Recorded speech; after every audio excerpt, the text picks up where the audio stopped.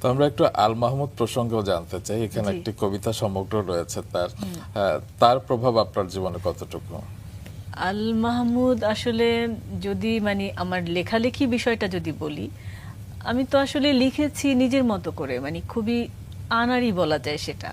কিন্তু আমি যখন সমকালে সাহিত্য পাতায় প্রথম জয়েন করি, তখন আমি বিভিন্ন রাইটারদের আমার ইন্টারভিউ নিতে হতো। প্রতিবেদনগুলো একটা সেকশন ছিল, সেখানে সেই লেখাটা, সেই দায়িত্বটা আমারই ছিল।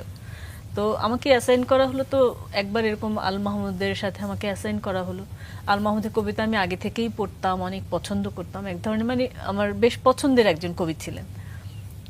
তখন আমি ওনার সাথে যখন পরিচয় হয়, ওনার একজন তখন শ্রুতি লেখক দরকার, আমি তখন ইন্টারেস্টেড হই। মানে ওনার থেকে তখন আমি হচ্ছে এই দিকে থাকতাম তখন, ঠিক আছে, যমুনা ফিউচার পার্কের অপোজিটে যে ওখানে থাকতাম, কুড়িল যে এলাকাটা।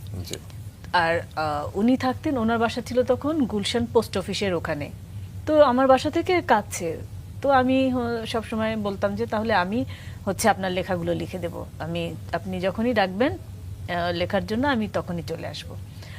তো আমার যে লেখার জগৎটাকে প্রফেশনালি, মানে আমার চিন্তার জগৎটাকে উনি ব্রিফ করতে করতে তৈরি করে দিয়েছে।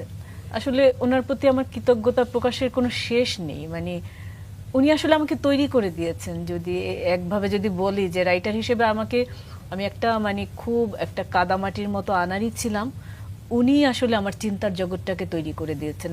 আমার ভাবনার জগৎটাকে ব্রিফ করতে করতে উনি আমাকে তৈরি করে দিয়েছেন। আর অনেক সময় কাটিয়েছি আমি তার সাথে।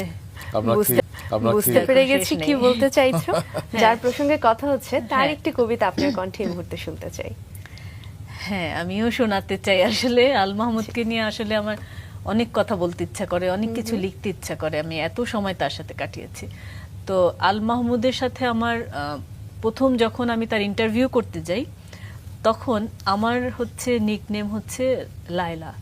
তো আমার তার একটা কবিতায় আমার নামটা ব্যবহার আছে। তখন আমি ওই ইন্টারভিউতে যাওয়ার আগে আমি কবিতাটা করে গিয়েছিলাম, আমি তাকে কবিতাটা শোনাবো, তাই সেটা আমি আজকে শোনাতে চাই যেহেতু সুযোগ এসেছে। বিশেষ কবিতা। হ্যাঁ।